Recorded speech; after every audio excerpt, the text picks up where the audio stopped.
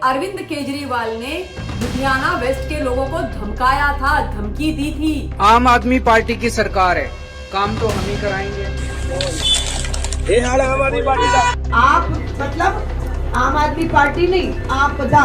ये सरकार नकम्मी है। ये केवल ਜਦੋਂ ਮੈਂ ਇਲੈਕਸ਼ਨ ਹੋ ਜਾਂਦੇ ਮੈਂ ਜਿੱਤ ਜਾਂਦਾ ਉਸ ਤੋਂ 14 ਦਿਨਾਂ ਦੇ ਵਿੱਚ ਹਰ ਚੀਜ਼ ਵੋਟਰ ਦੇ ਪਲੜੇ 'ਚ ਨਹੀਂ ਤੋਲੀ ਜਾਂਦੀ ਹੈ।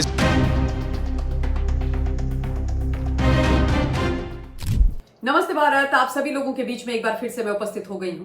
निवेदन सिर्फ इतना सा कि इस वीडियो को लाइक कीजिएगा, अंत तक देखिएगा, शेयर कीजिएगा और बेल आइकन को हिट करते हुए मेरे चैनल को जरूर सब्सक्राइब कर लीजिएगा। आज का दिन केजरीवाल जी के लिए बड़ा महत्वपूर्ण, क्योंकि केजरीवाल साहब का मिशन राज्यसभा इस करवट बैठेगा, उस करवट बैठेगा, उस पर लगातार हम लोग चर्चा करते रहे हैं।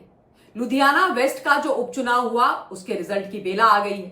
मिस्टर संजीव अरोड़ा जो राज्यसभा के सांसद हैं पंजाब खेमे से, आम आदमी पार्टी से, वो इस उपचुनाव को लड़ रहे हैं। इन्हीं के एक विधायक थे मिस्टर गोगी, उन्होंने अपने आप को गलती से शूट कर दिया, उनकी मृत्यु हो गई। उसके बाद से ये सीट खाली थी और इस पर इलेक्शन हो गया था। 19 जून को इस पर वोटिंग हो गई थी।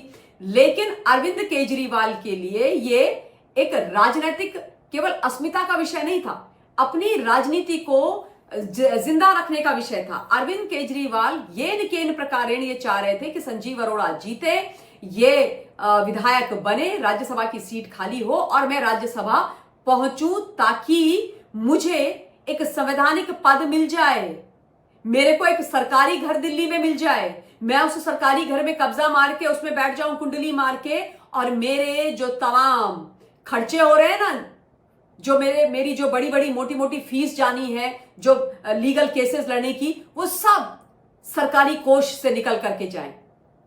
ऐसा नहीं है कि अभी नहीं सरकारी कोष का वो इस्तेमाल कर रहे हैं अपनी राजसी लाइफ जीने के लिए, लग्जरियस लाइफ जीने के लिए कर रहे हैं साहब, लेकिन अभी इलीगल है।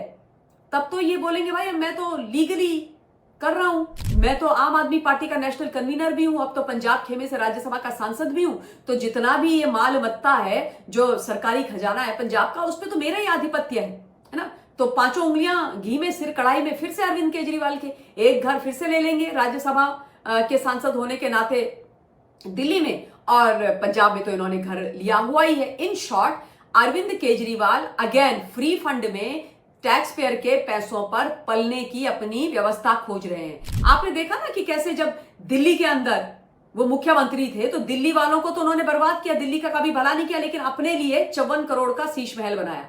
केवल और केवल पिछले 10-11 साल में जब वो सत्ता में थे उन्होंने कुछ किया तो शीश महल बनाया, उसके अलावा कुछ उन्होंने बनाया नहीं। तो फ्री में टैक्स पेयर के पैसों में खाना पीना रहना उनकी आदत का में शुमार हो गया है। आप सोचो, टोटो सीट लगाते थे 15-15 पता नहीं कि लाख की पॉटी सीट, जिसमें बैठ करके साहब सुबह सुबह शौच करते थे और रिमोट से उसको ऑपरेट करते थे। ठंडियों में वो सीट गर्म हो जाती थी, गर्मियों में ठंडी हो जाती थी, और जो भी इनका मल मूत्र निकलता था वो भी अपने एक बटन ये दबाते थे, उससे फ्लश हो जाती थी। तो अब अरविंद केजरीवाल के मुंह में ना खून लग गया है फ्री में जिंदगी जीने का, और वो भी एकदम किंग साइज जिंदगी जीने का। तो उसके लिए उनको ये राज्यसभा की सीट साहब चाहिए। अब पूरे चुनाव के दौरान जो सियासी पारा था पंजाब का वो बड़ा ही हाई था। वैसे तो गर्मी का मौसम, मई जून की गर्मी तो 43, 44, 45 डिग्री जा ही रहा था, पर इनके अंदर का जो तापमान है, आम आदमी पार्टी के अंदर का जो तापमान था वो तो पता नहीं 50 डिग्री हमेशा ही क्रॉस करके रखा रहता था। मैं आपको ये भी यहां पर बता देती हूं कि अरविंद केजरीवाल ने लुधियाना वेस्ट के लोगों को धमकाया था, धमकी दी थी, लिटरली धमकी दी थी कि तुम देख लो, अगर तुमने संजीव अरोड़ा को नहीं जिताया मैं तुम्हारी ऐसी तैसी कर दूंगा। और ऐसा नहीं है कि ये पहली बार धमकी वमकी दे रहे हैं, इनकी तो आदत है पब्लिक को अपने पैरों की जूती समझना और लोगों को धमकाना। चुनाव पर प्रचार के दौरान अरविंद केजरीवाल का एक जो बयान है वो खासा चर्चा में है। उन्होंने लोगों से आम आदमी पार्टी के प्रत्याशी और जो ऑब्वियसली उनके राज्यसभा सांसद संजीव अरोड़ा को जिताने की अपील करते हुए ये कहा था, सुनिए आप शब्दशः, कि अगर आम आदमी पार्टी का प्रत्याशी हार गया तो विकास नहीं होगा यहां का, चूंकि पंजाब में हमारी सरकार है, मैं हूं बॉस, हमारी सरकार है, और अगर विपक्ष का विधायक होगा तो काम कैसे होगा। ठीक है, अब ये जो बयान है ना, ये एक तरीके से बहुत बड़ी धमकी है। एक तरीके से क्या, ये बहुत बड़ी धमकी ही है। आप खुद सोचिए, अरविंद केजरीवाल ये कह रहे हैं कि अगर तुमने मेरे विधायक, मेरे व्यक्ति को नहीं जिताया और विपक्ष यानी कांग्रेस के कैंडिडेट को जिता दिया तो तुम्हारा विकास कैसे होगा। शर्म नहीं आती अरविंद केजरीवाल को ये बोलते हुए? इनके घर से जा रहा है क्या पैसा?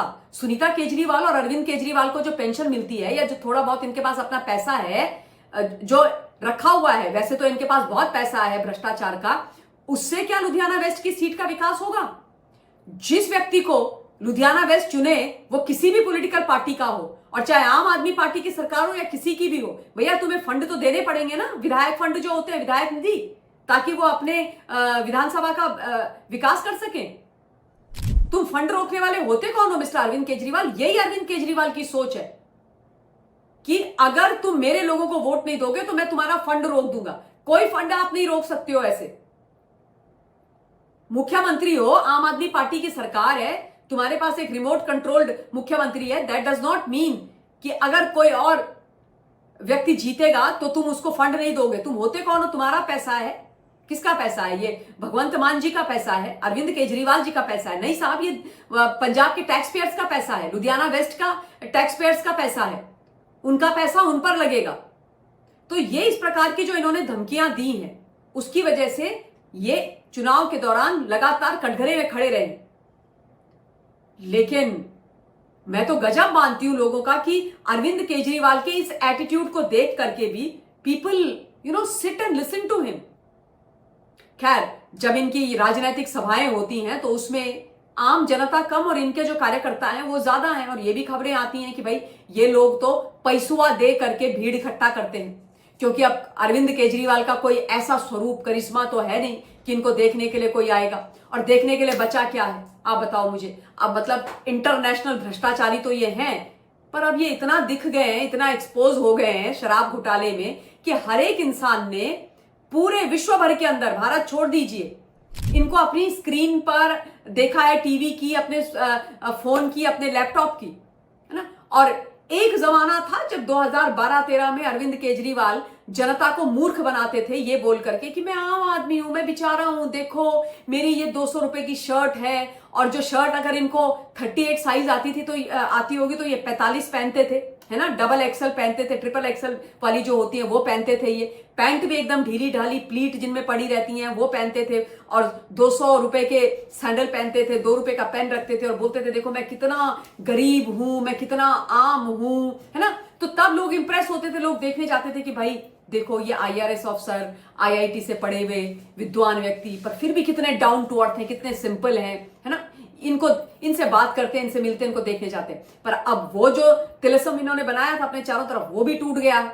अब सबको पता लग गया कि 54 करोड़ के घर में रह रहे हो, मालपुए खा रहे हो, घर में बार बनाई हुई है, स्विमिंग पूल बनाया हुआ है, वियतनाम से ला करके मार्बल लगाया हुआ है, 8-8 लाख रुपए के पर्दे लगाए हुए हैं, पता नहीं 70-80 लाख रुपए के जो अवन है वो लगाए हुए हैं। तो भैया आप कहां के आम आदमी? अब कोई इनसे इंप्रेस होकर इनको देखने नहीं जाता है। उल्टा जब लोग देखते हैं तो इनसे प्रश्न 4-10 और कर लेते हैं।